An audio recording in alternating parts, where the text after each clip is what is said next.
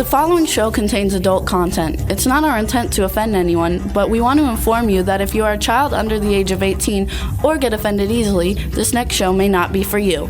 The content, opinions, and subject matter of these shows are solely the choice of your show hosts and their guests, and not those of the Entertainment Network or any affiliated stations. Any comments or inquiries should be directed to those show hosts. Thank you for listening.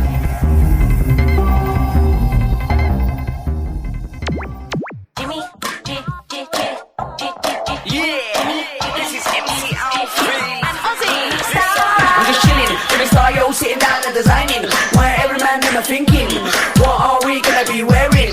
Yo, I'm a Liverpool MC, you can't test me. Big up the girls inside the party, let's get down to crazy Jimmy. Big up myself and known as Alfie, the one and only, the Turkish MC. Always love the clothes of Jimmy. Bitch, I'm your wanna be Jimmy Star's new celebrity. Alright everybody, so welcome to the Jimmy Star Show with Ron Russell, bringing you the best in music, fashion, pop culture, and entertainment. Hello everybody. It's not true. We don't do fashion. Sure we do. When do we do fashion? We talk about what people wear and stuff. That's fashion. We never have fashion people on. No. We should. It's time to start bringing on some designers and stuff.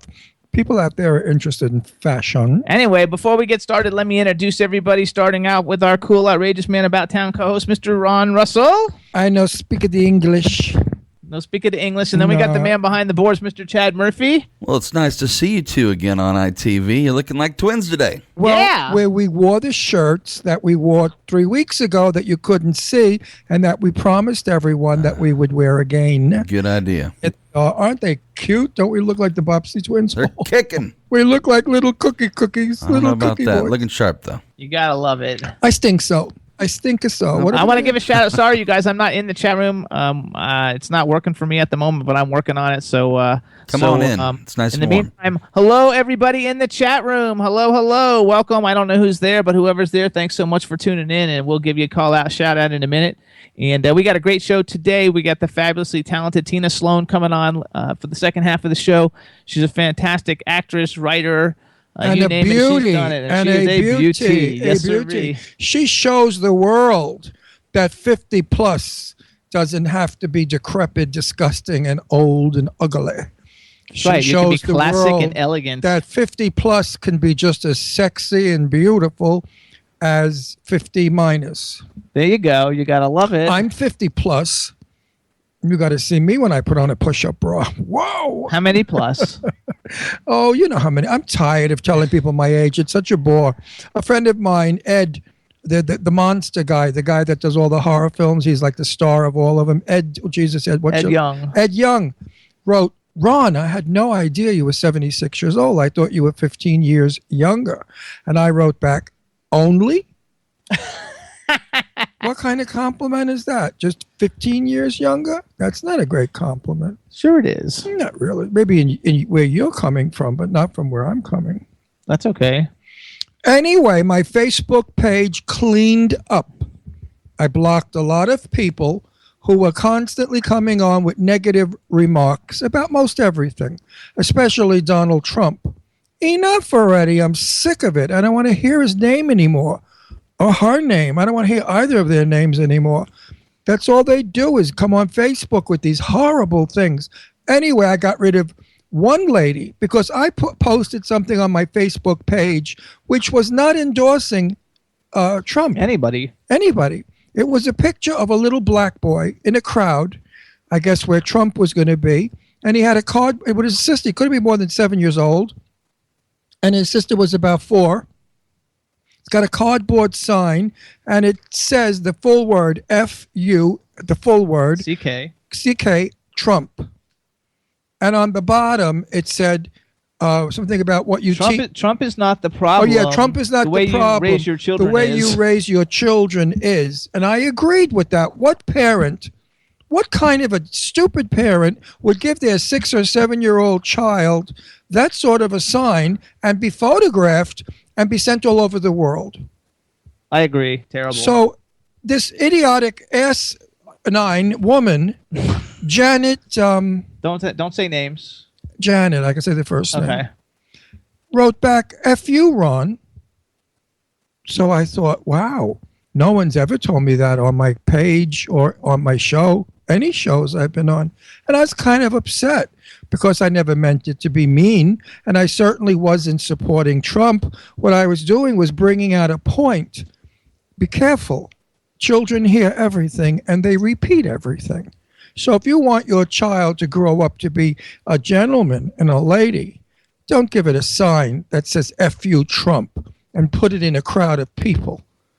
That's no way to glorify your kid. Your kid should be carrying an American flag. That would be nice. If that boy was standing there with an American flag, that would have pleased me a lot. But not that negative, derogatory word that adults use and that I use often as a joke. So I cleaned up my Facebook page and I went on it. Now it's all lovely things. Everybody on it is nice. And somebody even sent me like a thing that said, you and Ron like unfriended me, which I don't even know who he was. I don't even know who it was. Charlie? I don't know who it is. Because Charlie, I can't deal with anymore. And I'm not really friends with a lot of your friends. Well, Charlie, I loved Charlie. Charlie was a nice fella, but nuts. Everything was negative. And I got complaints from a lot of my Facebook friends saying, why do you have that guy on your page? Everything anybody writes, he comes back with 2 hours worth of writing about Hitler, this. I mean, he's so negative. He lives in a tomb and in a black world. And I was, sad to do it, but I had to get rid of Charlie because he was annoying me. I read everybody's posts. I don't just run down the line and click, click, click, click like most do. I seriously read it to see what there is that I could help somebody, because a lot of times people have help. I had one boy that messaged me that he was gay and he didn't know how to tell his parents because his father was an ex-Marine and his father would kill him. He says, my father will shoot me. And I thought, wow, shoot you. What's it? We need another shooting. And I wrote back and I said, you have to do this through your church. Tell you a priest, minister, rabbi, whomever he is, what it's all about. Invite your dad into the church and have the priest or the rabbi explain nicely to this man that he's not responsible, his wife's not responsible. Nature makes DNA happen that we're all different. Some have blonde hair, some have red hair, some are magnificent like me, and some aren't, It's a joke. Well, it's a joke. Now watch them write in Ron Russell's conceited, but anyway, people make me vomit. Too much bullshit goes on in this world. Lay off, leave it alone. In my day, and I keep going back to my day because it seems to have been civilized back then, you wouldn't dare say anything. I mean, I remember going out with good friends of mine, and my friend Arlene looked down and noticed she had a run in her stocking.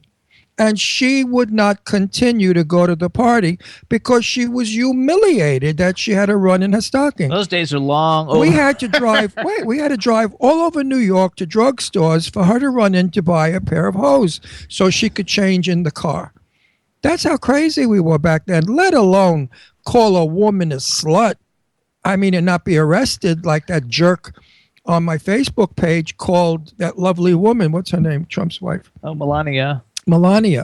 Lovely woman, stunningly sexy and beautiful, and she gets my vote, not as first lady, but just as a beautiful human being. And I thought she was very sweet. Everybody came down on me for that also. Chad, are you on Facebook still? I am, sir. Did you go back to it? Because like everybody was saying, you hadn't done much. No, I haven't really played around on Facebook for maybe a year and a half. You're lucky. I mean, why is it we're not allowed to compliment and say nice things about Clinton, Trump, or what's her name? That doesn't make any difference. Anybody. It doesn't matter who it is. What's her name? Melania? Yeah, it doesn't matter who it is. Everything is just I negative. know that, but they're the ones that are the targets right now. What they're doing to Hillary is disgraceful. Calling her a dyke, calling her a prune, showing pictures of her not looking very good because she's an old woman. What do you want her to be, Marilyn Monroe? I mean, she's not going to be Ivana, whatever the hell her name is, Trump. So she's an old woman with wrinkles. She looks like a tea bag. So what? Don't call her that. It's not nice. She's a woman. She's got feelings. No woman wants to be told she's ugly and old and wrinkled. How dare you do that? It's disgraceful, ungentlemanly. And of course, for women to do it, it's common. It's horrible. These people may be your president one day. And is that what you want the world to know? That she's a wrinkled tea bag dyke and the other one's a screwball orange face womanizer. I mean, this is what we're going to have representing our country. I'm shooting myself. Well said, Ron. Not with bullets, with Botox. and fillers so I could look as beautiful as Ivina Lavala. What's her name? Ivina? I don't know how you can't remember her Because name. it's a terrible name. I wish she'd change it to Melania. Well, she should make a Milano. I can remember that. No, Or Like Mila. the cookie. What kind? Yeah, Milano, like the cookie. Do you like those cookies, Chad? I love those. Oh, yeah. We love those. Pepperidge especially Farm, chocolate baby. Raspberry. Now, can't she call herself Miley? The chocolate and raspberry ones are the bomb. I think she should call herself Miley because that name is hard. Melania. What does it mean? But Milani. you always call her Ivania, and then that's really No. Ivania. Now, in Italian, Milania, if you divide it, is mil is a million, ani is years. So her name is a million years in Italian. Okay. What does it mean in Slovenian? Is that how you say it? Slovenian? I don't know. 'Cause I don't know where she's Slovakia? from. She's from Slovakia, so she's got to be a Slovenian or something. Or Slovakia. I don't know how. I don't know. What But you anyway, are. Bill is looking bad. Bill looks old. Poor Bill. He's really tired. He's been in politics so long. He doesn't want any part of it. But he's got his support wifey poo. But he don't look good, Bill. He looks drained. He definitely needs fillers and Botox and a lift. He's still a handsome man. Anyway, Ron's drinking out of his big orange cup. Yes. So everybody, let's give you the update on our dog. Oh, let's not do that now. Yeah. It upsets me. I know. So Brandy, you guys was at the vet all day yesterday, and she's being treated for heartworm. And until you really go to the vet and see what that is, like you don't really know that heartworm. They look like linguine. No, is it linguine? I don't want to talk about it. Spaghetti. Anyway, so she got her first treatment. She's been on medication for 2 months, and now she's gotten her first treatment. She goes back in 30 days. And the only kicker to the whole thing is they said everything's going well, except that we have to keep her calm for 30 days while she's doing her treatment. And it's very difficult because she's the most hyper dog on the planet who loves to run and chase and do reason everything. being is if they killed all the baby worms in her heart. I can't even talk about this. It nauseates me. I look at the picture. The heart is filled with worms. I mean, big worms. The big people, the big guys are big worms. They're like kind you go fishing with. The baby worms they've killed off.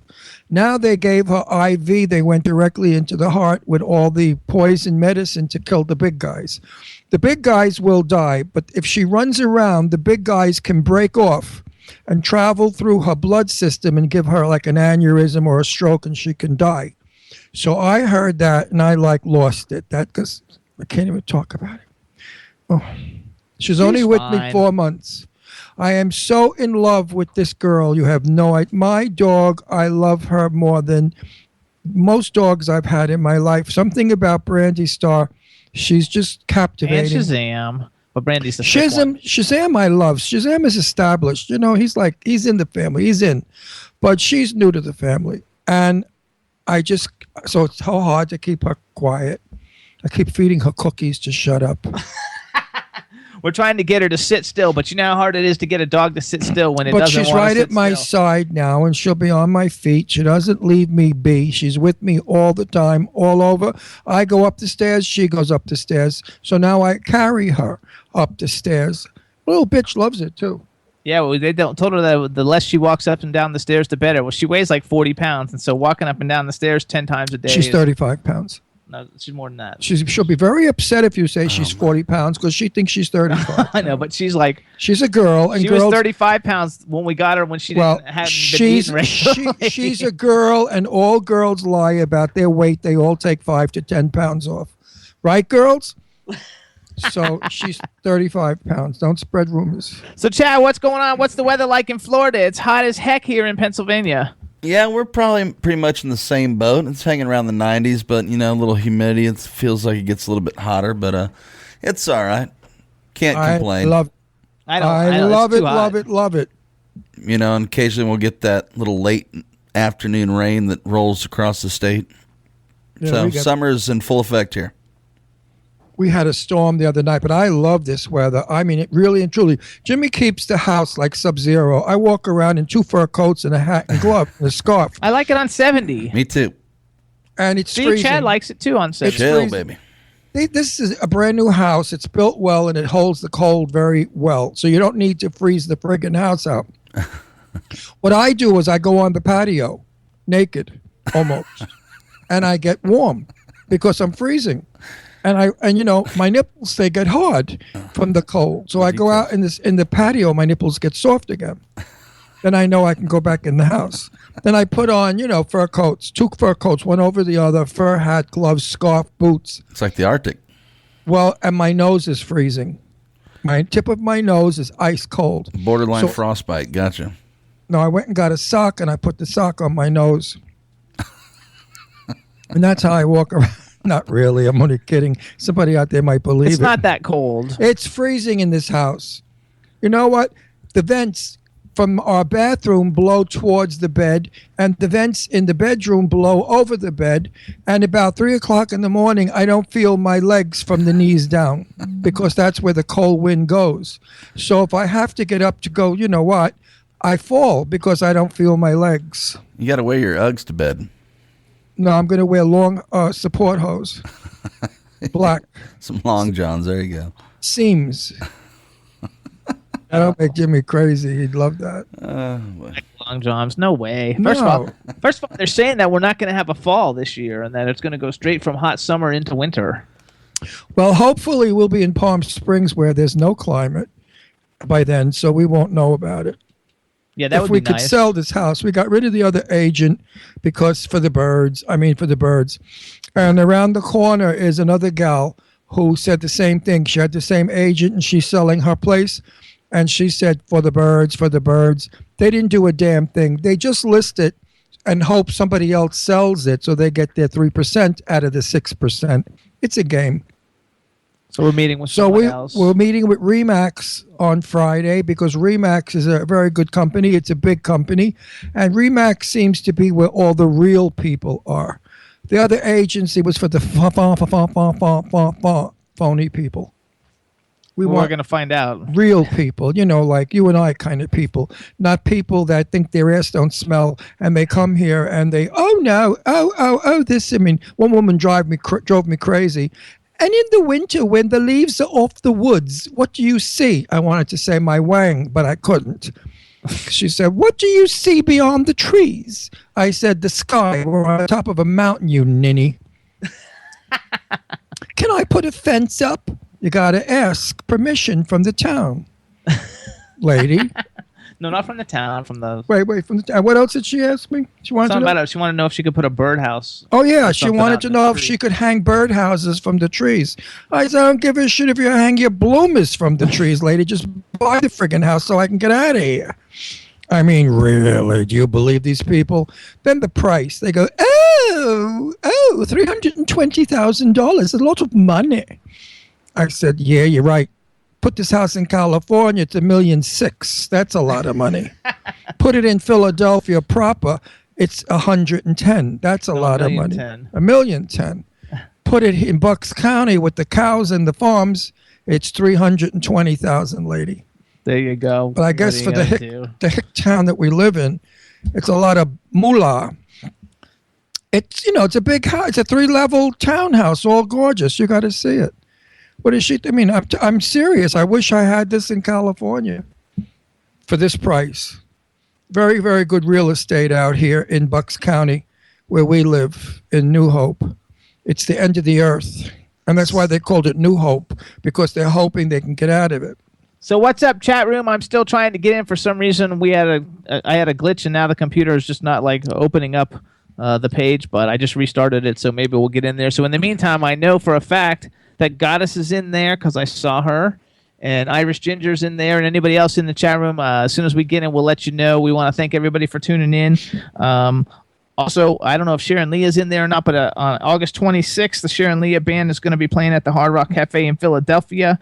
Go to SharonLeahBand.com for more information. And Friday was new release day. And one of the singles that got released is by Tommy Mack, and he's the singer of No Authority, one of the singers from No Authority. You guys remember Ricky Rebel, because Ricky Rebel's been on the show a bunch of times. They were both in that same boy band, and he has a new single. It's called Where Were You?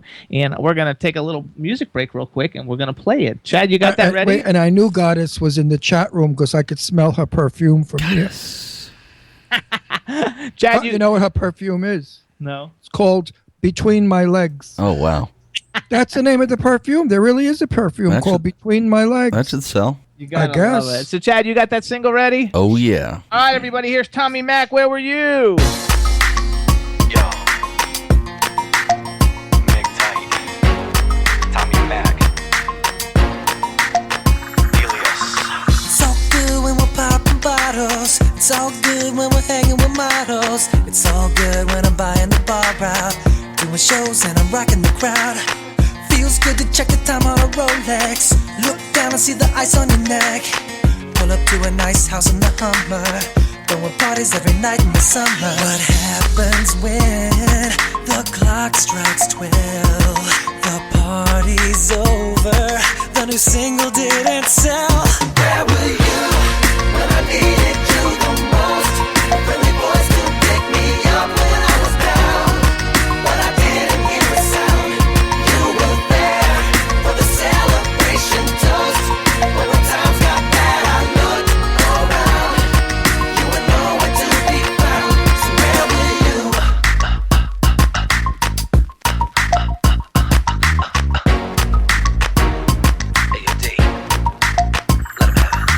I'm stranded here on the corner of 6th Street, 2 a.m. and I call you to pick me up. Said you were on your way and you'd be here in a few.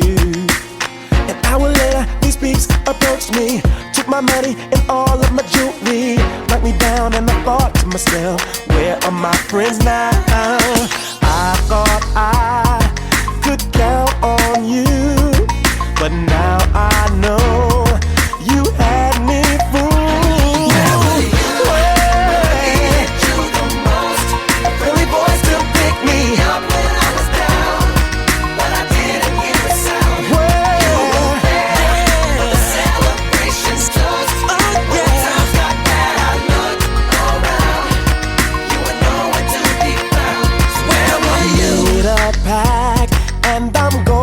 See if I can treat myself better than you treat me. I'm no longer giving more than I'm getting in return. I'm not gonna keep getting burned.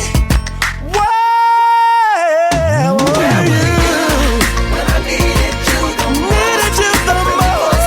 Picked me up when I was down, but I didn't hear a sound. You were there for the celebration toast.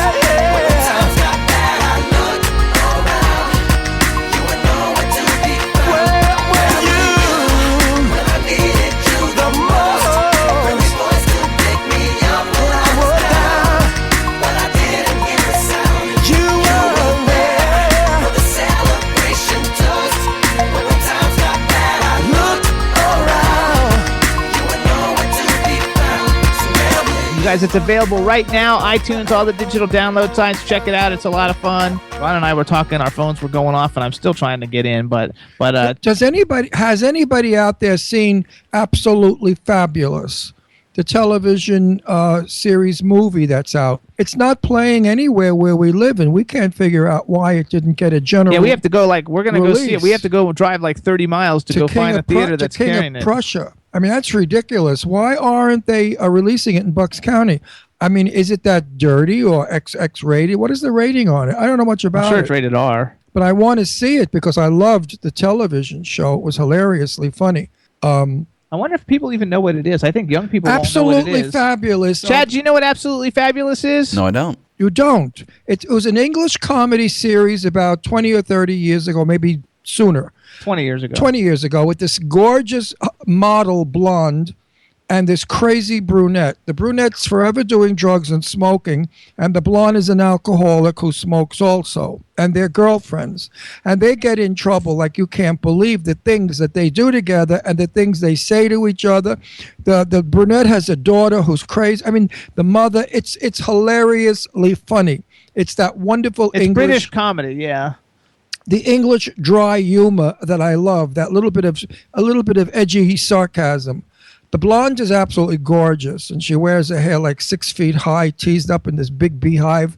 And the other one's got kinky hair. I mean, for example, they went to a funeral, and the blonde was so stoned she fell in the grave. I mean, silly shit like that. It's just no, really. I mean, you have to see them together. The chemistry is wonderful. They won all sorts of awards in England for their show. I'm surprised though how many people, because nobody knows about it. Oh, it's well in the gay world, everybody knows about it. They even have T-shirts, absolutely fabulous. I'm sure if we could have talked to the chat room now, they all know about it. If you're 30 years old or 35 or 40 years old, you certainly know about them. They were at the same time as The Nanny, in that kind of time zone. But they're absolutely fabulous, and that's what they are. I can't wait to see the film. Go see it. Support it. I don't understand why they didn't get a general release. That bothers me. Yeah, I don't know. There's something peculiar about the deal they made with America. I don't know. No, it's because it's playing. It's just not playing here. Maybe it's just Bucks County has something weird like that they don't want. No, Bucks County has everything weird. Well, you want weirdness? Move to Bucks County. It's like Farmer John and his wife. It's like like you go to square dances here. Really for me, this town really was for me. I made a big mistake moving here, but what are you going to do? 4 years later, we realized this is not the place for us. I mean, the way we dress and the way we behave, they just look at us like we're from another world. It's terrible. But that's what happens when, I love it here because there's farms. Like the other day, I was driving behind a guy on a tractor. How cute was that? He held up the traffic for 2 hours. I wanted to scream. I had an appointment. I was late. And here I am behind this huge tractor. It wasn't even a tractor. It was something that rips the corn out of the ground. Because we have all cornfields around here. Down the road, there are cows, bulls, all kinds of animals. everything, lots of corn. That I love animals. I go visit them. There's a beautiful little bridge here that goes over a creek. And when it's really hot, you could see buffalo or whatever they are. Things with the big antennas, horns. What are they called? Antlers. Antlers. Deer? No, they're not deer. They're other things. We have a lot of deer, too. We have deer in our Deer is backyard. all over. Elk? But elks, and they're in the water, and they're so pretty. They're the cutest little faces. And I visit all my farm animal friends. I go to the egg lady when I want my eggs. I go to the vegetable lady when I want my tomatoes and corn.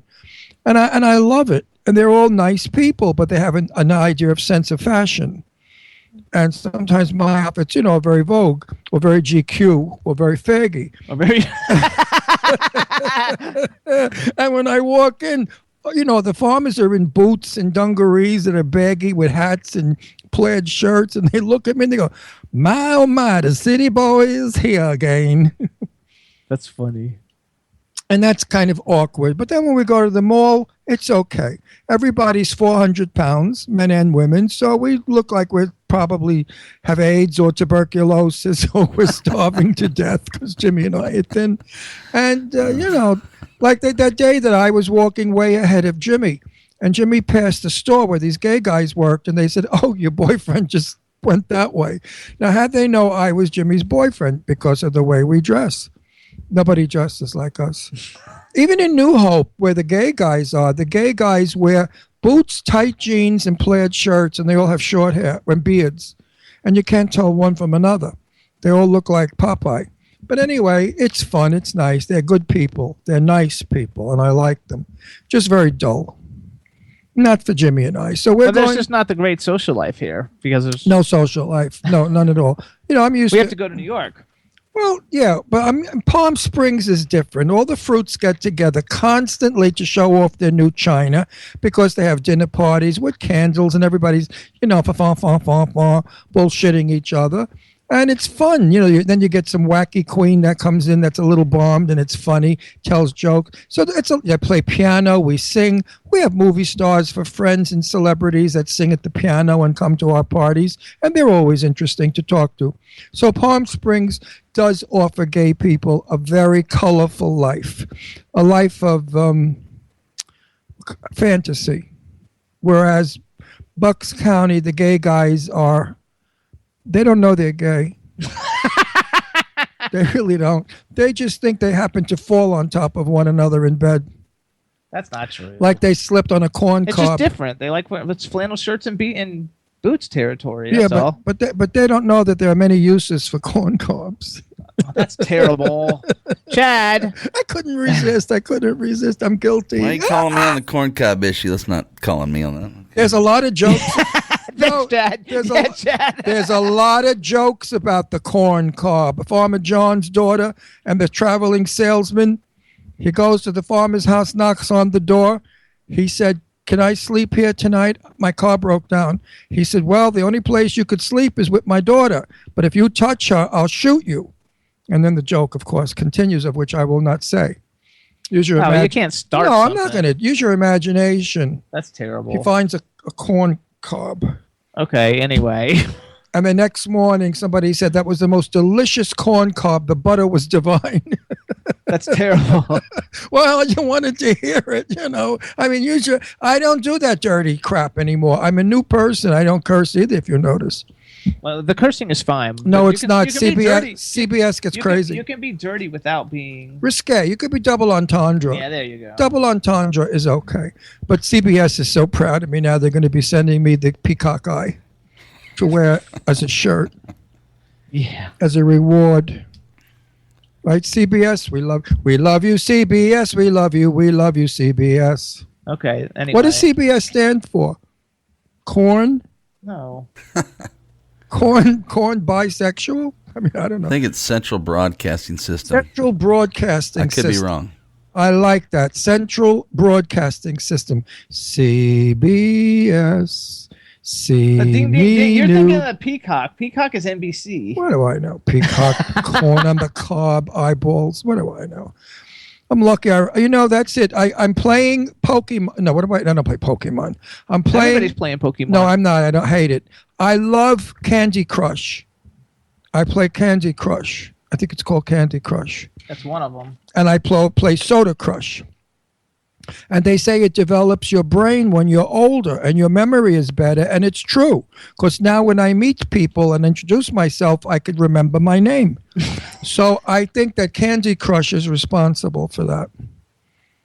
Chad, that's the game that sounds like you. He wanted to he was asking me how can he record the voice on Candy Crush so you could hear it. Chad, do you ever play Candy Crush? I do not. You should play it just to hear yourself. It's got exactly the same. If this guy ever dies, you could have his job. What's it sound like? Like you. Except one of them is in French. He goes, what does he say? I don't play. I forgot. He says crap in French. And the other one, Soda Crush, is good. He said, fabulous. But he sounds just, the voice is you. Even in the beginning when they introduced the game. Huh. I think of you every day I play that. I said, and he loves that game. Love it. Fabulous. Well, that's it. That's what he sounds like.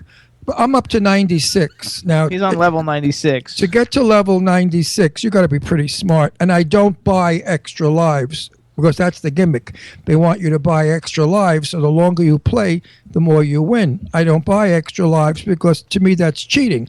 So I play it just for my brain. I wished we had the chat room. I know so many people play Candy Crush because they're on my Facebook page as people that play it. Go ahead and ask the chat room and I'll relay the message. Do you guys play Candy Crush? Or Soda Crush. Or Soda Crush? I have it I'm actually on the page, but it says loading, and it's just not loading it. Doesn't want to play nice today. These are not kid games. They start off stupid. I mean, you could win 20 of them in a row. Then they get harder. And the higher you go, the harder they get. They're brain games. They're all figuring out games, and I love those kind of games. Anything's a challenge. Geminis, we love challenges. Well, it's easy at the beginning. It just gets harder. I got a message from Goddess. She said she used to play. So she knows. Ask her if the guy sounds like you. TAV Magazine says no. TAV Magazine, is that right? The Aquarius View, everybody. What's up, Jimmy? The Aquarius View. Check out theaquariusview.com for all things cool and wonderful in the indie world of music and pop culture. Rebel says yes. I play Candy Crush before bed sometimes. Oh, no, not that kind of Candy Crush. No. Easy, Rebel. We're not, Not easy, Rebel, easy, Ron. Goddess wants me to say sweet. No. Oh, there you go. Sweet. That's one of the things he says. That's one of the things he says. He says, say it again, Chad. Sweet. Oh my God, you sound just like him. And that son of a bitch is making hundreds of thousands of dollars. Yeah, right. And poor you're sitting there in Dean's studio. Dean, you a can of Spam every now and then to fry. Ginger says she has no time to play. Okay. You need to find time. It cleanses the brain. Even if you're on the john, anywhere, in the shower, play it anywhere. Chinzia says do not play either one. Hi, Chinzia. Hi, sweetheart. You should. It cleanses the brain. You focus better. You do focus. You know, you must train your eyes and your brain to focus on one thing for a great length of time. That's, what you learn in what do you call it? Booting up. I wish I could remember words. It's terrible when you get old. You lose so many words. More Candy Crush. All right, so here's what I want Yeah, to that's do, what I'm Chad. gonna Chad, we're not gonna we're gonna play it in a second, but key up "We the Ghost" Sinking Suspicion. Oh, give me my other one. Give me my. Hang on, wait. Give me. Just I want. wait. No, I want. Boys, No, I'm doing boys. this. Wait, Just hand it to me. No, because I'm going to talk about all the albums that just came out. Relax. He gets so Sinking- evil. sing- See what I married, folks? Jekyll and Hyde. No, He's it's so not sweet Jekyll on and the Hyde. air. He's so nice to people when This he is meets my them. thing. If you want to bring things to show No, the I people, wanted then to. you I don't want to it. show them. I want to hold it. I know. Well, I'm going to show them, and then you can hold it. So everybody, these are new albums, See new what I music that mean? just See what I came mean? out. You guys hear all Two-faced. you guys hear all these artists on the Jimmy Star Show all the time. In a minute, we're going to play the "We the Ghost" new song. And Sinking you'll all be the Suspicion. first to hear when I divorce this person. So first one that came out, all the stuff is in stores now. "We the Ghost," a stereophonic listening experience. You guys love the song "Let Me Know" that we play all the time. Then we got "Hunter and the Dirty Jacks" single barrel. Also just came out. It's in stores nationwide and also on every digital download site in the country. We got Buck Johnson, country enjoying the ride, and Buck Johnson is the keyboardist for Aerosmith, everybody, so check it out. And the new song is "Country Rockin' and Reelin'." Then we've got Poppy's Field Dollface. He's a UK singer, very cool singer-songwriter. He was actually a guest on the show not too long ago. And then we've got our favorite one of all our one of our favorite female singers, B. Angie B. "Stronger Than Ever." The name of the song we really like is "Love," but now you got the whole album. It's available. It's 11 songs available on all the digital download sites all over the country. So please either go to the store and buy it or go to iTunes and download it. iTunes, Google Play, Amazon. It's on all the different things, and support indie artists. And in the meantime, we're going to play "We the Ghost," Sinking Suspicion. So here it goes, everybody. A new song by... I got a sinking suspicion we're going down, down, down the same road that I've been down. I got a sinking suspicion. Yeah, you're just up to no good. I can feel it. I got a sinking suspicion. 'Cause everybody that I know says you're nothing but trouble. I got a sinking suspicion that if I'm smart I should go lust or love. I don't know, I'm a sucker for sure. Even if your love is just a lie, baby, would you lie just one more night? Why can't I stop falling in love? It's like I can't get enough of the feeling when my heart is the dust. I brush myself off and do the same thing every time, expect something different. If I lost my mind, time I just call it what it was. Oh, I was addicted to love, love, love. I was addicted to love, love, love.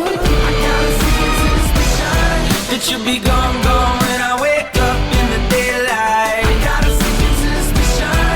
Yeah, you just left me and your dust don't feel right. I got a secret suspicion. Wherever you are, you've been leaving your scars on a victim. I got a secret suspicion that this'll be a start to a broken heart with the precondition. Even if your love is just a lie, baby, would you lie just one more night? Why can't I stop falling in love? It's like I can't get enough of the feeling when my heart is the dust. I brush myself off and do the same thing every time, expect something different. If I lost my mind, time I just call it what it was.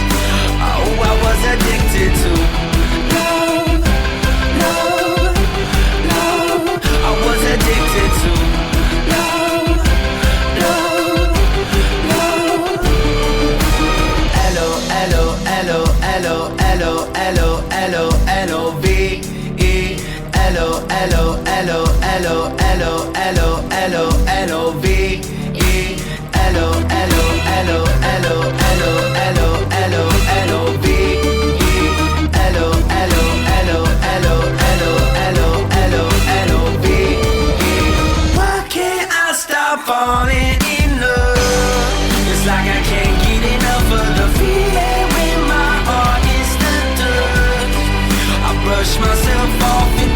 same day. Every time expect something different. If I lost my mind, time I just call it what it was. Oh, I was addicted to. I was addicted to. I was addicted to love. Yeah, everybody, that's We the Ghost, Sinking Suspicion. Like I said, the new album is out, and it's available. Came out on Friday. It's a great album, so download it. You'll love it. They hit Billboard several times last year with Let Me Know. Now Ron's looking at the BNGB CD. Well, because I'm going to promote it again. You remember months ago, I told, or actually it was over a year ago, or more than that, when Jimmy and I got married, we chose Love for our wedding song because it's absolutely one of the most beautiful songs I've ever heard. And Love is on this album, Stronger Than Ever, by Angie B. Angie, who I love, who is my sweetheart. BNGB. B-Angie. Well, I call her Ange. Ange. The hell do I care about her real name? To me, she's Ange. I know, but if you're promoting a record, they should know her name because they won't find it. Well, you know what? Just call her Ange. She likes Ange. But She you won't find it anywhere that no, way. but if ever you meet her, say, "Hey, Ange." Ron, There you go. Ron said it's okay to call you Ange because that's what her friends call her, Ange. Anyway, I know this album. I heard it when it was being waxed before it went anywhere. It's a great album, folks. It's an album you want to play with somebody you love. You want candles on, wine, comfortable pillows on the floor, very little clothing on, and you just want to play this album and start to make out and sip wine. And I guarantee, even if you're 80, you will get pregnant. So, I mean, seriously, this album is not for young people, old people. It's for all people. I listen to it, turns me on, and I'm, you know what I am. So, it's never too late to bring romance into your life. And if you're going to bring romance into your life, let B-Angie be, my Ange, bring it in. Because as a person, I adore her. She's probably one of the loveliest people I've ever met in my life. And she's very special to me. She's fabulous. Cool. She's fabulous. So we want to thank everybody, too, for tuning in to the Jimmy Star Show last week with Air Supply. We had a great show. It was very well received. Graham Russell was awesome. And the show had lots and lots of plays all over the planet, so we really appreciate it. And if you didn't hear it or you haven't heard any of our shows, you can always hear us by going back and listening to us on iHeartRadio, Stitcher, SoundCloud, Audio Boom, Podomatic, Apple TV, Spreaker, and iTunes. Also, if you want to watch the videos of the great guests that we have on the show, we put new ones up every week, and you can see us on Roku television, you can see us on Vimeo, and you can see us on YouTube. But where we like you to see us the most is when you come live on W4CY Radio with the fabulous Chad Murphy. Oh, thank you very much. You say you could hear us on their cell phone? And Drew likes your watch, Ron. Oh, Drew's seen this. Oh, yeah? I wore so many of them when I was out at his house. Hold it up for the camera, please. Drew, I think you got it mistaken. I have them in all colors. These are 49 watches. They're called 49. They're fun. They're hey, fabulous. Drew, too, by the way, like in the chat room, since I don't know thing. who's in the chat room. So everybody in the chat room, hello. And again, I apologize. I'm not in the chat room, but nothing I can do about it. I'll relay. There you go. Right. They can't hear us either? They can see you and hear you, Ron. You can do everything. Pick your nose for them. No, I picked yours already. I know. I don't like that. And I rolled a boulder and threw it at the camera. Come on. Oh, That was in our intro. that's what that blur streak is. Okay. So anyway, we're negotiating on houses in Palm Springs, and it's an absolute total joke because the development, I can't say where I'm going to move because the crazies will come after me to blow me up. I got to be careful. Anyway, the development, the area, where we're moving. Where we hope we're moving. In Palm Springs, it's 70% gay. It's a gated community. And I think it's going to be the new thing where gay people will have primarily a 55 and over community of their own, which I think is wonderful. Now we have to work on getting housing for gays when they get to be old. Not that gays ever get old. They sort of just fade away before they die. But gay people, do grow old. And we have to start to work on not nursing homes. What am I looking for? Like where your father was. What do they call that thing? Senior assisted living for primarily gay people. Everybody likes their own, and don't tell me no. Because when you drive through New York City, and I know my New York better than anybody, we go to the Jewish area, the black area, the Puerto Rican area, the Italian area, the Russian area, the German area, the Irish area. Everything in New York is a segregated area. There's no such thing as inter-people. The only times that anybody was inter was Jewish people and Italian people seem to live in the same nest. And that's because they love their children and they love to eat. So they have that in common. But gay people also like to see themselves coming and going. We like to be able to talk our silly talk, and we like to feel comfortable in the room filled with people like us that we know there are no haters or people making fun of us or people pretending to like us. So we need to have our own. Birds of a feather flock together. Everybody looks for their own. And I think we have it now in this community, and these communities are starting to spread throughout the United States. There's a lesbian community. Where was that, Jimmy? I don't remember. I forgot. But there's only 13 communities in the whole United States, though. Right, but there's a lesbian community now, which is, I believe, a 55 and over for lesbians, and they're all moving together, and the girls love it. They get along great, and they just love being among themselves. And that's, in a way, it's wrong. Everybody should really be out there, intermixing. But, you don't want to do it in Pennsylvania, though. Yeah, you don't want to be a gay couple, and live next door to a guy that's got a Confederate flag and a rifle. It's a little disconcerting, to say the least. So we're looking very forward to being with a pack of fruits. So we gotta stop here. Are we ready for our guest? We have to call our guest. Yes. Oh, okay. So Chad, I get him. We got cut off, so I didn't go over that with you. Do you have her Skype stuff? I believe I do. See if you have it because I told her we would call her because she when I was doing a test Skype with her yesterday, we were having some problems with her calling me because she would hit the wrong button. I'm grabbing her now for you, sir. All right, she's on a Mac. I hope it works. Really? Never heard that noise before. God, she's gorgeous. I can't believe it. All right, everybody. So this is like live, and we're tuning in to Tina Sloan. Hello, Tina. Are you there? Hi. Oh, you need better lighting. Oh, there you go. Hold on. Leave it to Ron. No, she's too beautiful not to be lit. That's true. Hi, Tina. Can you see? Maybe turn the other way. Bright. Do you have a have the light to your back, or turn the whole. It's nice. Do you have the lights on? Turn the lights on. Oh, wait, that's better. That's getting better. Yeah, the back lighting. There you go. That's nice. Yeah, that's better. Wait a minute. There you go. Now you're fabulous. He didn't even introduce me yet. I'm jumping. No, we haven't had to do our intro for the show. We have to do the whole. You are gorgeous. You and I together do a billboard. Over 70 and magnificent. Oh, thank you. I mean, you are absolutely like you could be my double, my sister. Far away. Look how you're not in the beautiful. thing. She's really beautiful. Okay, so hold on, Tina. We're going to do like our little intro for everybody, and then we'll get going. All right, everybody. Now on the Jimmy Star Show, we want to welcome the fabulously talented, gorgeous Tina Sloan. Hello and welcome to the show. Well, thank you. Before we get started, let me introduce, first of all, my husband and the cool, outrageous man about town co-host, Mr. Ron Russell. Hi, darling. If I was straight, I would find you.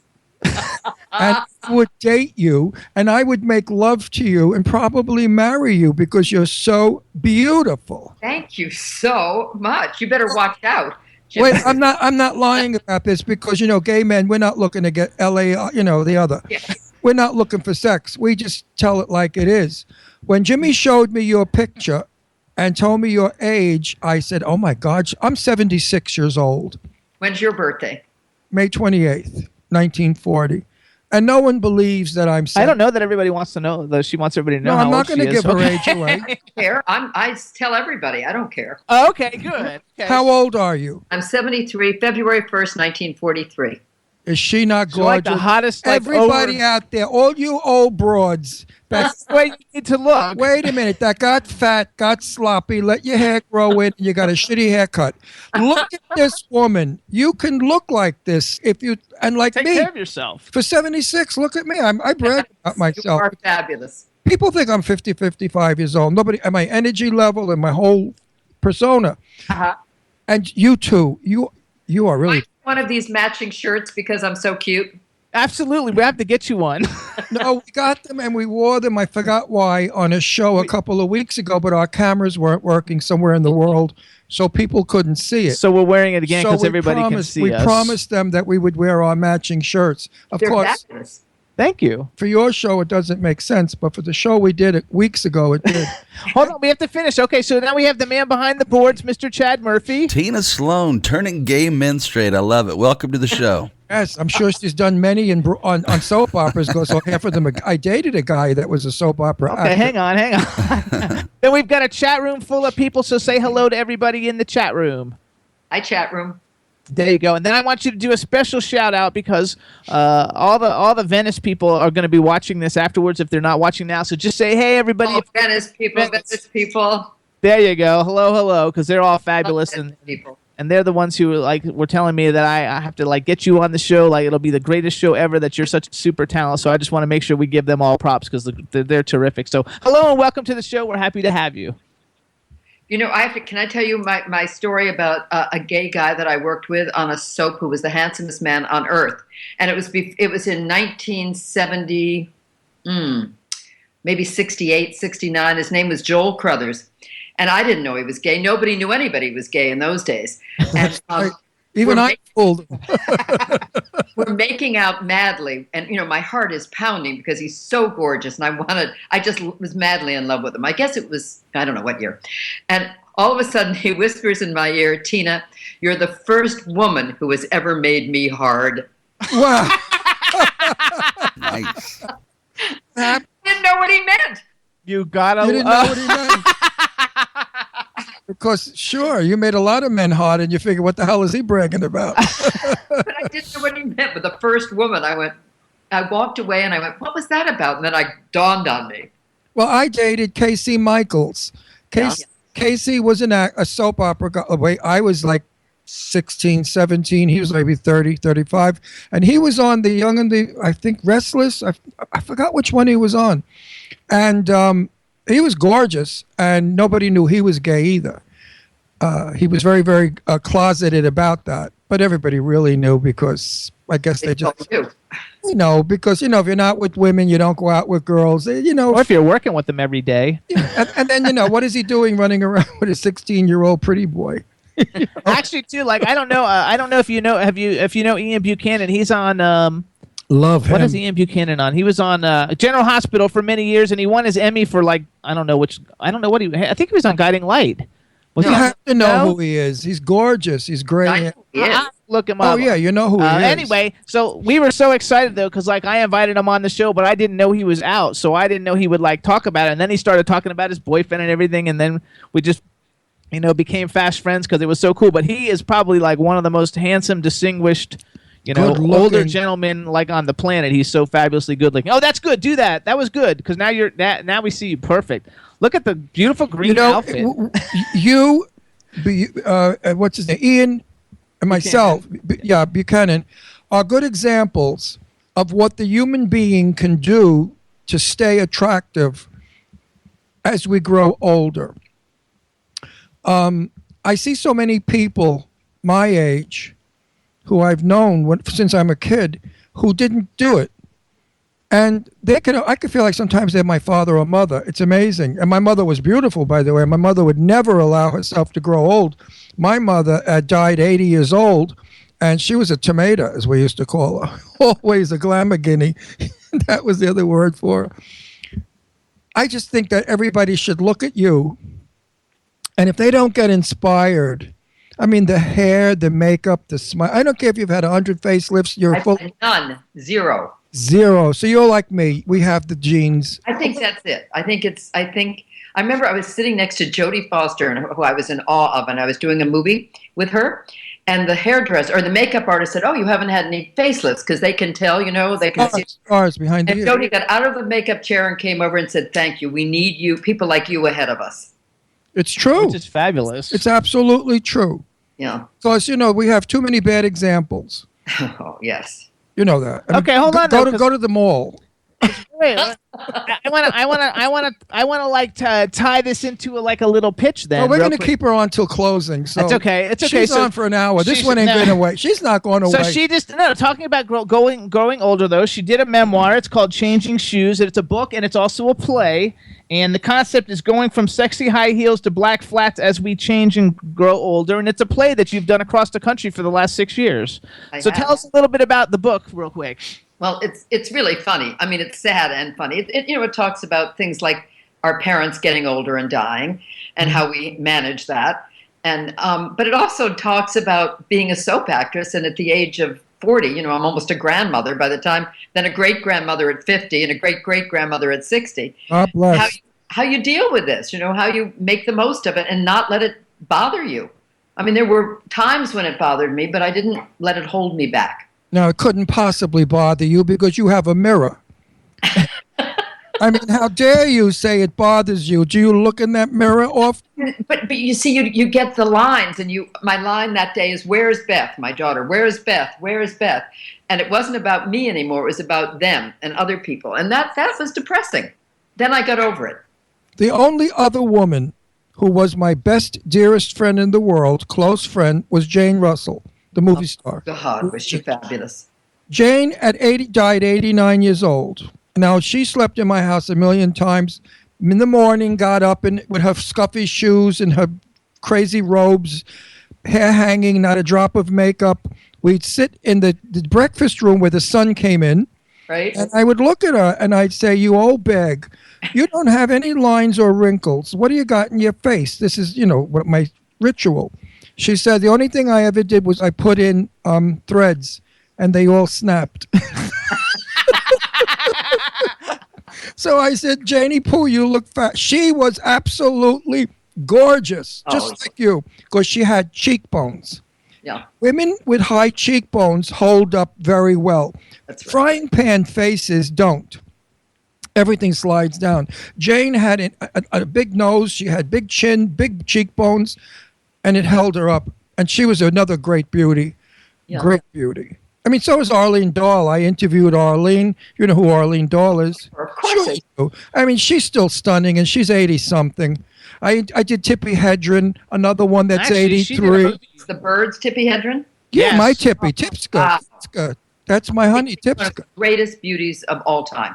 And you did a movie with Melanie Griffith, or maybe even more than one movie with Melanie Griffith is in one of the movies that you did. I don't know if you actually worked One with. of Woody Allen's, you mean? Yeah. Woody Allen, yeah, she was. I didn't have a scene with her. Right. I actually did a list. I want to do this. I like to do this thing where I brag on our guests because guests are always well, for the most part, most of our guests who've accomplished a lot and had great roles and stuff, they won't really brag for themselves. So I like to do it for you. So I made a quick list of people who you've worked with, whether you were in scenes or not, I don't know, but you were in the movies with these people. And so I made a quick list, and that way everybody listening, if they don't know who you are, they're going to be like, "Oh my God, holy shit, what an awesome chick." And a great-great-grandmother. So I here can't it is. believe So that. first of all, I have to say Alan Dale is one of my favorite actors in life. Oh, he was my husband. We worked very closely. I love him to death ever since he was on the OC. I didn't know who he was before that, but I love Alan Dale, so I put him on the list. But I got Mila Kunis, Crystal Chappell. I have to bring in all those Venice people. Chappelle. We love her. We love her. She's fabulous. She's been on our show, and we love her. In fact, she's come amazing. to our house. Crystal Chappelle, Winona Ryder, Barbara Hershey, Natalie Portman. That's you get a lot of perks for being in Black Swan. Yeah, I sure did. Then I had Christina Anapau, and the reason I put her, a lot of people don't know who she is, but she was in True Blood, and she's been on our show, so I had to make sure I brought her in because she's fabulous. Sebastian Stan, which everybody, he's the guy in Captain America. He's Bucky in all the, Avengers movies now. He, went from, a nobody to, superstar over a great body of work. Michael Sabatino, which I brought him in because he's from Venice. He's he's embezzling money from me right now. Yes, on.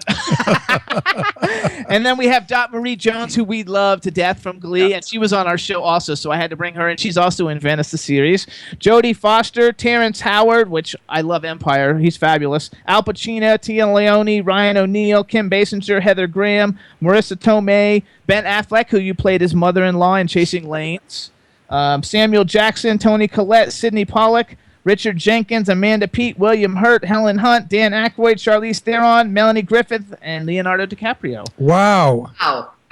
That is- Wowing that one. There's a zillion more, but those are like the ones that like everybody knows who these people are. They're so That's fabulously some huge. hit list, boy. Wow. Can I tell you the Natalie Portman story in Black Swan? Do you I want?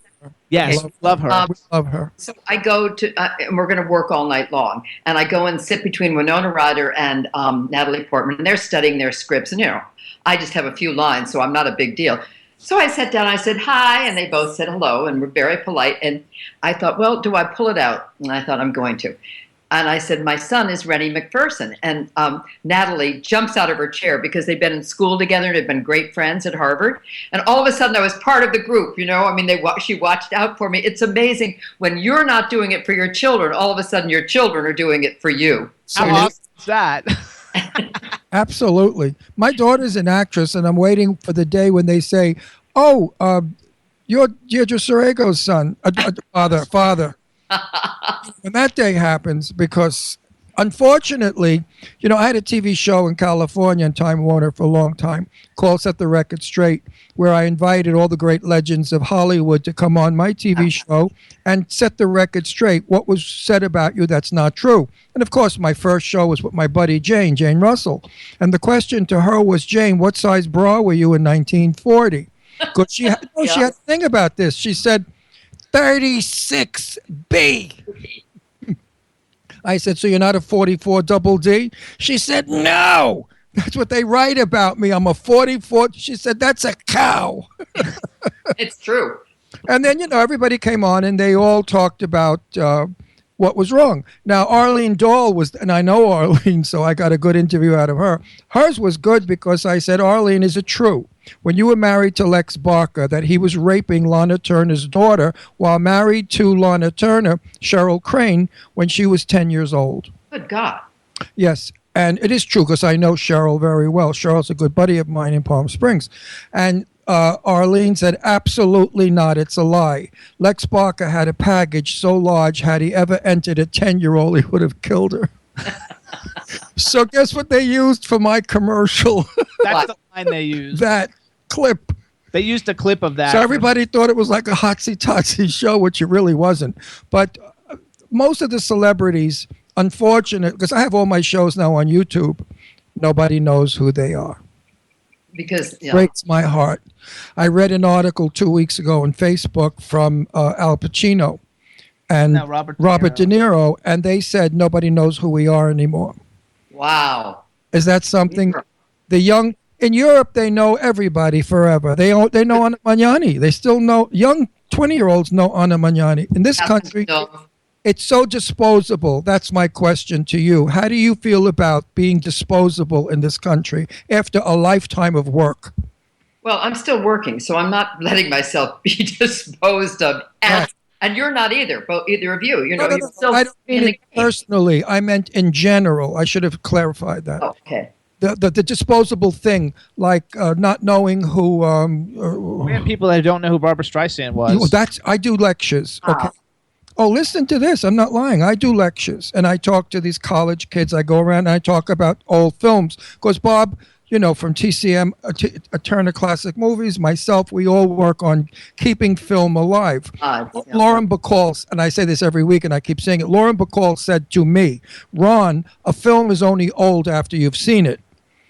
And that's my motto. So I'm talking, great. And I see this this young man in front of me, totally bewildered when I'm talking about Barbara Streisand being a three-time winner, a producer, a writer, and this actress. Right. And I said to him, do you know who Barbara Streisand is? And he said, I've heard of her. He's heard of her. And I didn't know what to say. I just stood there in amazement. And I wanted to smack him. I did. I wanted to smack him and say, "You stupid idiot. Pull your head out of the goddamn computer. Take off the earphones with that crappy rap music and learn a little bit. Theater, art, music, acting is an art. It's like history. And you should learn Humphrey Bogart, Jean Harlow, Carol Lombard. Learn those people. They bring so much to our lives through film. And so do you. Look at you. You're working weekly. And I know that soaps are tough. Um, How many pages do you get a week? I mean, but I think when we're all sort of at a party or something, you know, it can be your birthday party, but everyone who's young is not paying attention to you anymore. I remember that with my parents and my mother's birthday. She was 90. Everyone was talking to everybody else, and she was just sitting there looking, you know, like herself. And I thought, that's what happens as you get old, because your friends die who knew you, like Jane Russell. They knew you, you knew them, and it doesn't, it goes away. But when you say the great people aren't remembered, like Streisand, it's appalling, or Carol Lombard, or Clark Gable, or... No, they all remember Marilyn Monroe. She's the only one that still gets a hit. I like Cary Grant. Oh, no, they don't know who Cary Grant is. I love Cary Grant. No, He's like my favorite. No, I interviewed Terry Moore. Nobody knows who Terry Moore is. Come on, do you know who Terry Moore is? Of course you do. But Terry said that she could walk anywhere in town. I went into a shoe store with Jane Russell because she needed a pair of shoes to go to this big event we were going to in Florida.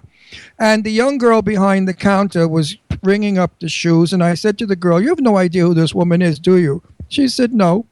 I said, "This is Jane Russell. She's a very famous movie star. She's a legend." And the girl turned around and she said, "Yeah, well, I'm Diana Ross." Oh, no. So Jane and I almost wet ourselves walking out of that store. She was doubled over, hysterical, laughing. She said, you know, and yet... Actually, you went someplace with Johnny Mathis, too, and nobody knew who Nobody he was. knew. Oh, yeah, I was food shopping with Johnny. He should have started singing. If he'd sung, they might have... No. And we're in the vegetable department, and I thought this lady was kind of looking to see, so I deliberately said, "Oh, Johnny, look at the apples." You know, nothing. Now we get to the cashier, and I couldn't take it. I mean, this is friggin' Johnny Mathis, the greatest singer in the world, and I love him to death. I kiss him to death when I'm with him. Anyway, we're at the register, and I said to the boy, "Do you know who this man is?" He said, "No." I said, "This is Johnny Mathis." He said, "How do you do, Mr. Mathis?" He had no idea. So Johnny turned to me and he said, "I told you." But if he'd let out a few verses, I wonder if that would have rung a bell. I doubt it. Lullabies when they were young, these kids. I doubt it. Only my kids know, chances are, and things like that. I have to say, though, because like Ron and I have been together, we've been married for 4 years, or been together for 4 years, and I had never watched Turner Classic Movies ever before. Are you kidding? And I'm 51. I knew who Cary Grant was. I knew who like the really big names were, but I didn't know who some of the other ones were. And I never watched it because I don't like to watch stuff in black and white. And now I've seen everything. I know now I've seen every movie that comes on because we watch it all the time, and I've really been educated. But I had the same terrible mentality that I think young people today have also, and I don't think I had an appreciation for it before I met Ron. Now I have a great appreciation for it, and we have fabulous guests on the show like you who've had these incredible careers and have stuff. You never seen like Casablanca before you met Ron? Actually, Casablanca, I have to say, okay, here's a story. I was in Killington, Vermont with all my college friends and their girlfriends. Yes. And skiing, and one of my friend's girlfriend, and Best of the Best had just come out on video. Right. And one of my best friends' girlfriend wanted to see Casablanca, so we went to the video store, and everybody wanted to see Best of the Best but her, and so we ended up getting Casablanca and watching it, and I didn't watch it. I rebelled against it. I was so pissed that we couldn't see Best of the Best, that which is like a stupid karate movie with which Eric is Roberts. what they want. I'm proud to say. Hang on, wait, let me finish. Oh, I'm sorry. I thought that story was over. So like I never saw it until I actually got together with Ron, and now my favorite movie is it North by Northwest or South by Southwest? North by Northwest. I love that movie. Eva Saint and Cary Grant. I'm very proud to say that the fabulous, immortal Betty Davis and I knew each other quite well. I knew Betty in her very old years. Betty and I went to La Moustache in West Hollywood, if you remember when it was there. I forgot where it was. And Betty had on a sailor hat upside down, big sunglasses, no lipstick, and a sort of a trench jacket. And we went into lunch, and we were fine with lunch, and we were having lunch. And it's primarily a gay restaurant. There had to be maybe 30 gay guys in the restaurant and some straight people. And some straight people. And we got away with murder. And I said to Betty, well, at least nobody recognizes you. She said, honey, they expect me to look like Betty Davis. So did one of my husbands, she said, on the screen. Merrill, David Merrill, wanted her as she was in All About Eve. Right? Oh, God, yes. But that's not who Betty is. Betty is she wore horrible clothes, sneakers. Betty never wore makeup. Betty was, as she called herself, a New Hampshire kind of a woman. She was rough and tough with a filthy mouth. Not the lady that she is, like, why ask for the moon, weave the stars, darling. She would have said, give me a fucking cigarette, in her real world. So everything is going fine. And then she puts on her lipstick after her coffee. And she turned around and she said, more coffee, please, with that voice. And every gay guy jumped up and said,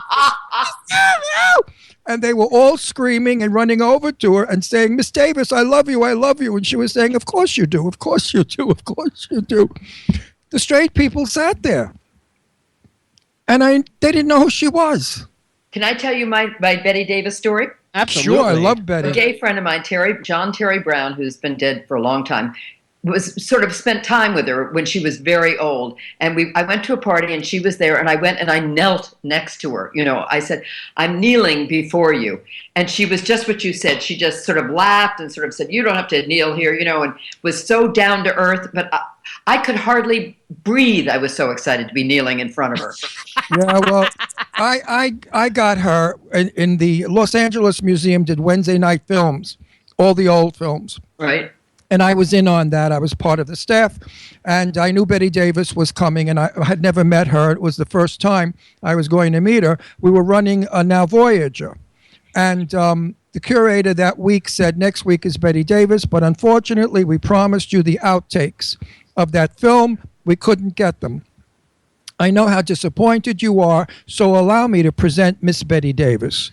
And with Betty walks on the stage, 2 feet tall, big blue eyes. And she got a lovely ovation. One of the idiots in the Q&A said, Miss Davis, why do you wear such cheesy-looking wigs? Now, I wasn't going to allow that. So Betty said, young man, you're rude. But I'll answer your question. Those wigs happen to cost a lot of money. I'm sorry that you're not pleased with them, but you'll have to move on with your life, sort of. So I came out from the wing and I said, ladies and gentlemen, may I present Hollywood, Miss Betty Davis, and the respect that she should get. And I said, and for that, Miss Davis, I deserve a kiss. And she kissed me. So that was my introduction to Betty Davis and how I met her. From there, we continued a friendship and a relationship. She was one of the most insane women I've ever met because she was insane. Hollywood definitely screwed her up. And her famous saying, when I said to her, how does it feel when you go out and most people don't know you? She said, today's news is tomorrow's toilet paper. True. And that's how she felt about it. Mm-hmm.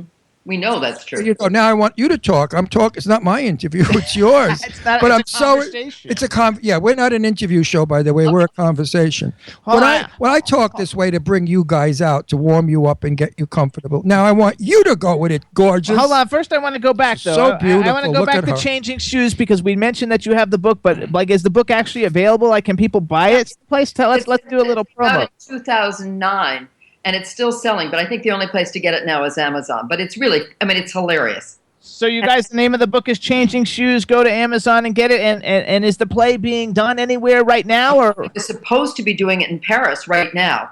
And they called me about 2 or 3 months ago, sort of after when things weren't going too well over there. And they said, I think we ought to postpone it for a year because you get 35 people in the theater at a night. And an American play, it might not have even been, there might have been 10 people in it, Right. Yeah. So I'm doing it next year.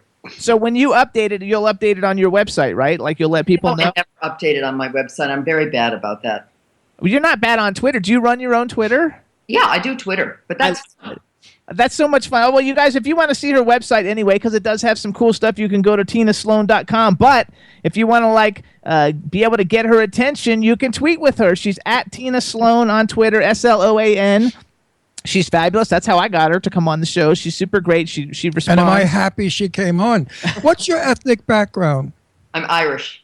Me too. See, and I would have said, I was thinking German. I'm adopted, but I'm Irish adopted, I'm pretty sure.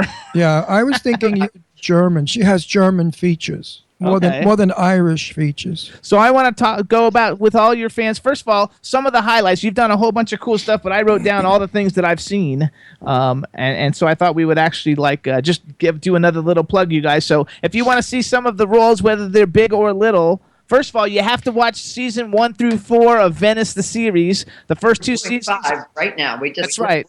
Yeah. We're doing 5 now. Season 1 and 2, I think, are on YouTube, and 3 and 4 are on Vimeo or something like that. I'm not sure. It takes place in Venice, Cal, or Venice, Italy. Venice, California. Wouldn't it be nice if it was Italy? Yeah. Yes, it would. So I would come along as your some cowboy. So you can see her in Venice the series. If you guys were soap opera fans, she was Lillian Raines for 26 years on Guiding Light.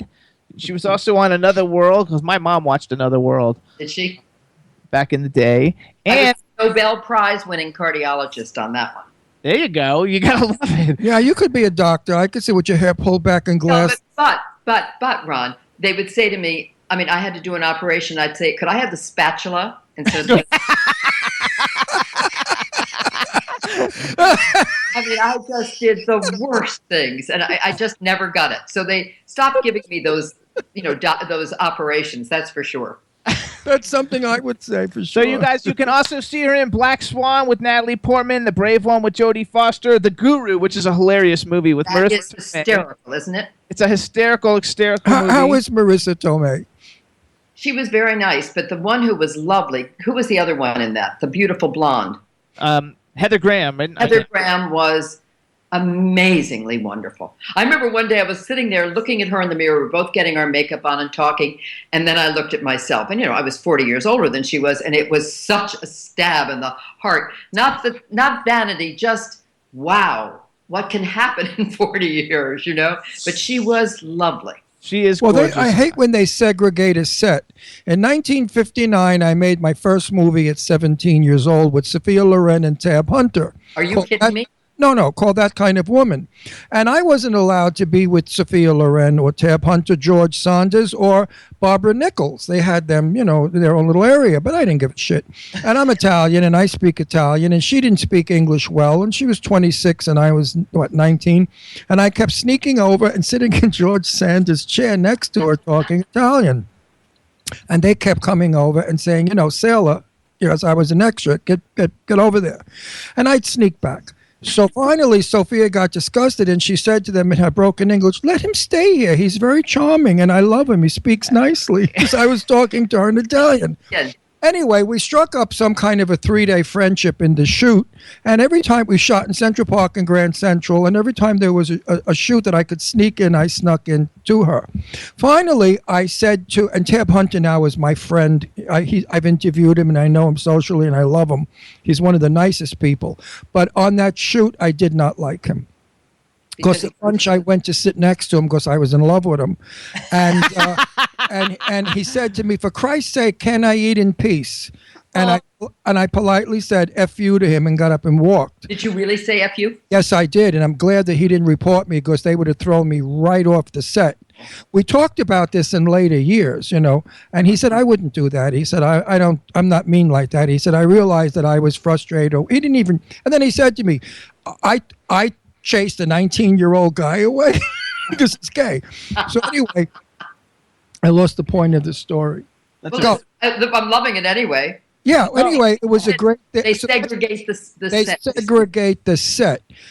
Now, I think that's horrible because everybody's on that film to make that film beautiful.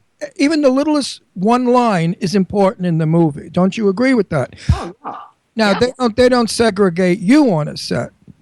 I don't think I've ever been segregated. So you're open. You can go anywhere and talk to whomever you wish. Well, I mean, I let Jodie Foster come to talk to me. I did chat with Natalie once she realized who my son was. That was her friend. Right. I remember that Ben Affleck, Sidney Pollack was my husband, and Amelia Pete was my daughter, and we're sitting around a table, and they're discussing how big their planes are, and I do all the talking, and I remember thinking, if I hadn't been on a soap opera for 20 years, I couldn't pull this off because I was a bit overpowered by these incredible actors, but they're talking about their planes. So all you had to talk about was your beauty. Hold on. So I want to go And that back was to that. plenty. You should have said, you guys have airplanes, but you don't have this face. But you got to go back. Okay, besides the Guru, you So guys, pretty, you can look. also see Tina Sloan in Chasing Lanes, which we just talked about. Celebrity, which is like a great movie. I mean, there's like a cameo of every major famous person like in the world is in that movie, and People I Know with Al Pacino. All right, want me to tell you a story about the Woody celebrity? All the stories you can. I was sitting, you have these little trailers, and I was sitting on my step of my little trailer, speaking of segregating, that Right. quietly, and nobody was really talking to me. And all of a sudden, John Kennedy goes skating by. And my stepson and he had been roommates at Brown and in New York and were best friends. And I would go over and have dinner with them or parties or whatever. So he comes along and he picks me up and twirls me around on his skates.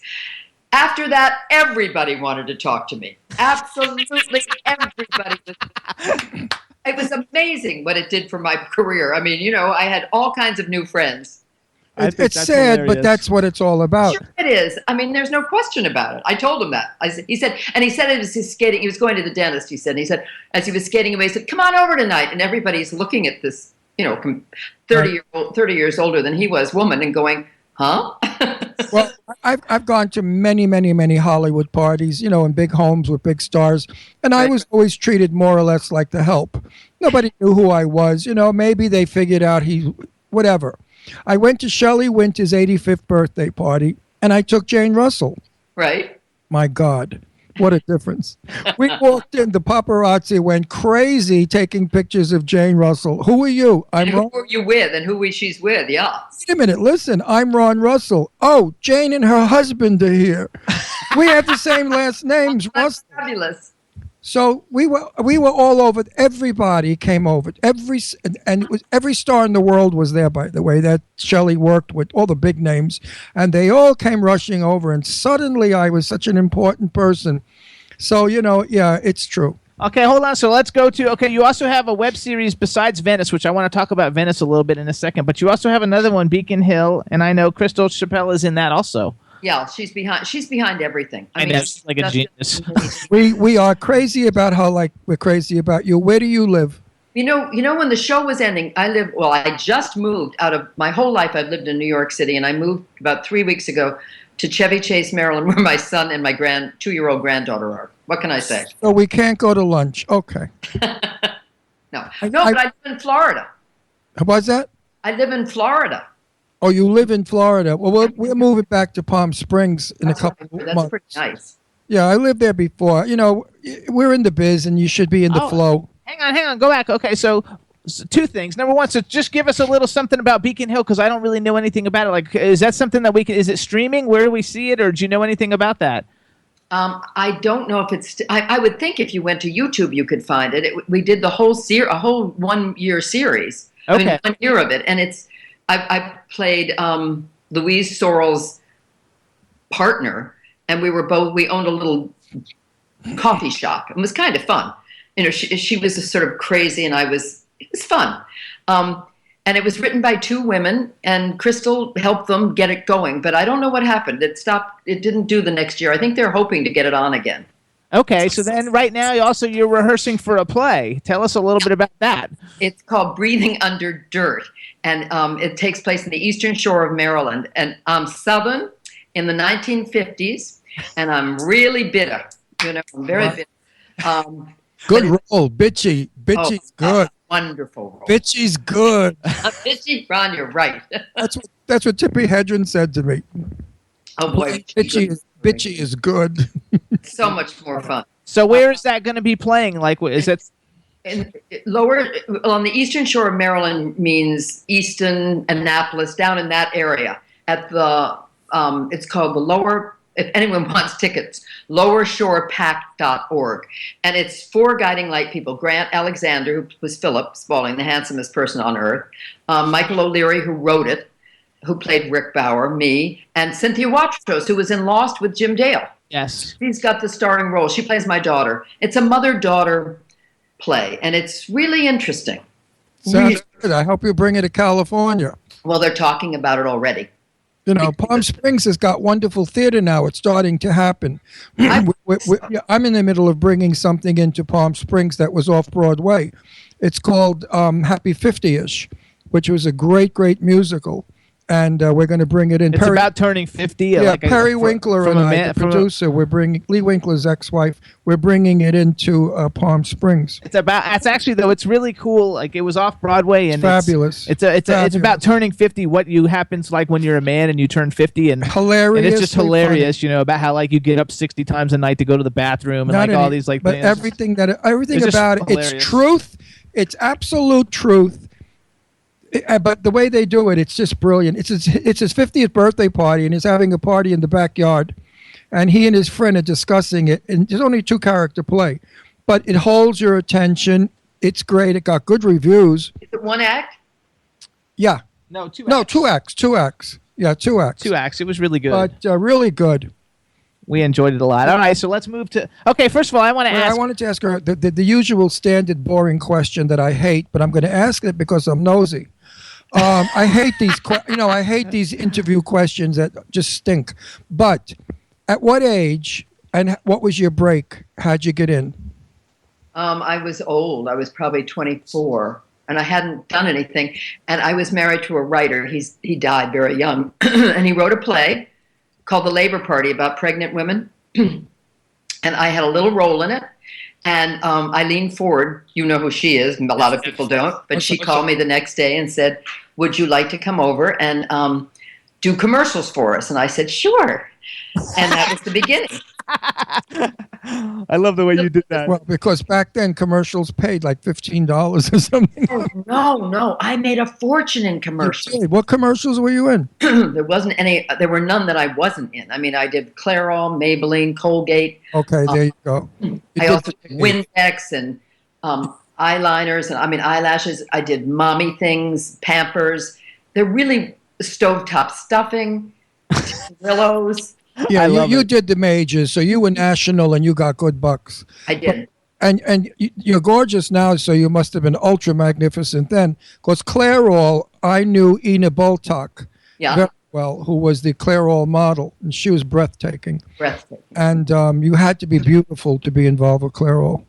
Well, and you had to have someone like Eileen Ford get you in on the audition, And you look like you have great hair, too, so that's important. Yes. You know who you remind me of a lot?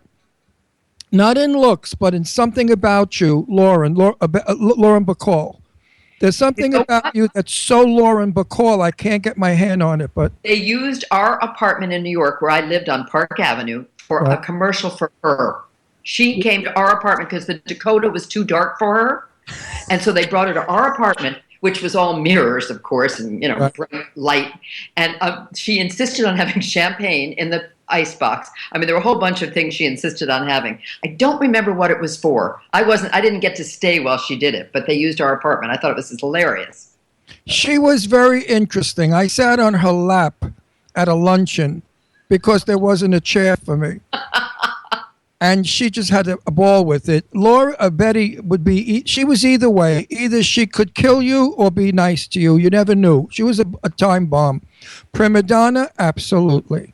Major motion picture star, absolutely. Treat her with all the Hollywood bullshit, absolutely. A lot of people called her Miss Bacall. You couldn't call her Lauren too much because, she wasn't comfortable with that. I loved her. Jimmy knows I loved her because she cursed also. She was a drunk, and when she was drunk, she cursed a lot, and I cursed a lot, and we got along fine, and I was very good friends with Peter Allen, who lived in the building, so I used to get to see her a lot at parties because of Peter. You know who Peter Allen is, everybody? Sure.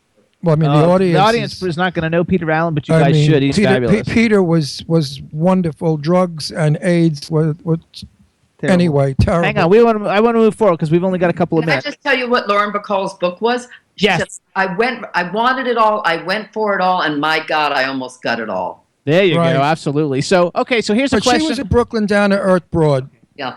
Because I want to talk about Venice for a second, but first, before we talk about Venice, so I like to ask this question: since you've had an opportunity to work with so many cool people, if you could pick anybody in history, in the history and film of movies that to act opposite, whether it's a male or female, who's somebody that you wish or you think would be just like an awesome experience if you could have had that opportunity? Peter O'Toole. There you go. Yeah. I was going to say Genghis Khan. I thought you were going to ask me who I wanted to meet. I would love to have met Genghis Khan. Okay. Because he never lost his power. He never lost his power. And as you get older, you begin to lose your power, which to Ron's question earlier. And Genghis Khan managed to keep it his whole life. I gotta love that. That's Well, I would definitely want to meet my idol, who I wanted to be since I was a little boy, and that's Cary Grant. And Terry Moore, who's dear friends with him, she named her son Grant. No, what the hell did she name her son? Grant. Grant is her son's name. Terry Moore, after Cary Grant. She said that Cary was very cheap, extremely cheap. Was his son, by the way? No. Believe it. Good question, though. No, Good question. but believe it or not, Cary Grant was gay or bisexual. He and Randolph Scott did have a great love affair because Mr. Blackwell, my dearest friend in the world, knew Randolph Scott.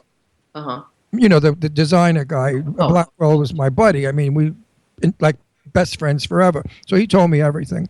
And Randolph Scott, who they called Randy, was lovers with Cary Grant. And Cary Grant fought the rumor. In fact, he told Terry Moore, I don't know why they keep saying I'm gay.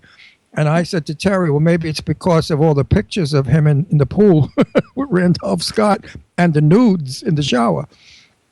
Have a lot to do with it. But in those days, you couldn't be gay. I don't think you can anymore either. Marlena Dietrich, the Agnes Moorehead, the list goes on of lesbians and homosexuals in theater.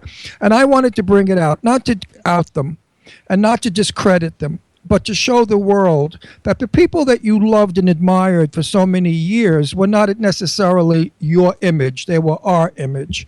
And that this way people will respect us, because gay people have always been shown men in a men's room attacking a child, which is the most ridiculous thing in the world, or a lesbian, being a hooker.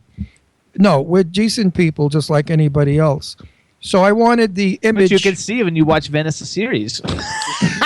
You really can. I mean, the women in Venice who are lesbians are, doctors, writers. I mean, they have fabulous careers and they're beautiful. Absolutely. So I want to talk about that for a second. Yeah, I would too. Because we've got 4 minutes left. So. Oh no, I want more. No, we've got 4 minutes left, and I want to make sure the Venice fans know that we're we plugging have it 15 off. minutes. No, we don't. We end at 10 of 5. We got 5 minutes. Can't we run over? No, we can't run over. There's another show coming on after us. Well, can't they wait? No. So So first of all, do you have any? do you have any stories from Venice that you can some kind of fun story? Share us a fun story that the fans won't know about, maybe that they would enjoy. First, let me just tell you how Crystal. I remember when Guiding Light was going off, and I said to Crystal, "What are we going to do? We've got to do something. We can't let our lives end."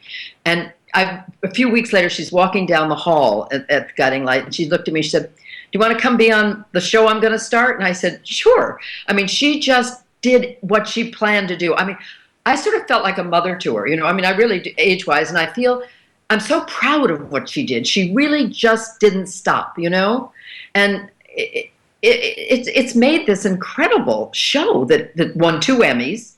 She's really done it, and everybody just has the most fun, and because she's so easy to be our boss. I mean, she is our boss, but you don't feel that. You feel happy as can be. I stayed with her. She and I and Hillary Brady Smith. Do you know Hillary? Have you met her? Uh-huh. She's so funny. Matter of fact, she and I were just in Maine together. She used to be on As the World Turns, I think. She was on everything shows. Yeah, because I remember her because my mom, she was with Tom. The character's name I think was Tom, and they were low. Anyway, my mom used to watch it, so I knew her from that because I used to watch. We it have all the time. largest soap opera list of guests than anybody. Hang on, keep going. So tell the story.